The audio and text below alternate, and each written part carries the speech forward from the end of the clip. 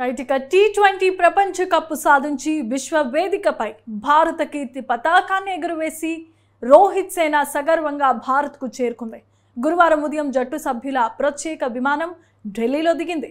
13 ఏళ్ల సుదీర్ఘ విరామం తర్వాత ఐసీసీ ట్రోఫీ సాధించిన టీమిండియాకు స్వదేశంలో అభిమానులు, అధికారులు ఘనంగా స్వాగతం పలికారు.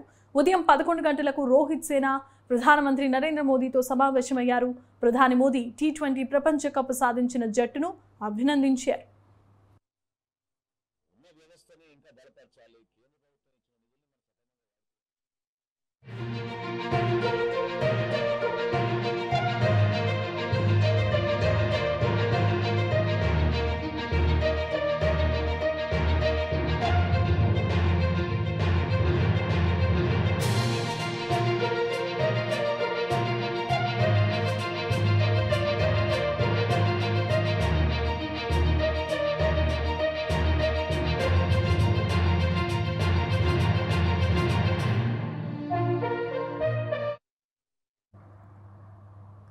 రైట్ ఇక టీ20 ప్రపంచ కప్ను సాధించి విశ్వ వేదికపై భారత కీర్తి పతాకాన్ని ఎగురవేసిన రోహిత్ సేన సగర్వంగా భారత్కు చేరుకుంది. గురువారం ఉదయం జట్టు సభ్యుల ప్రత్యేక విమానం ఢిల్లీకి చేరుకుంది.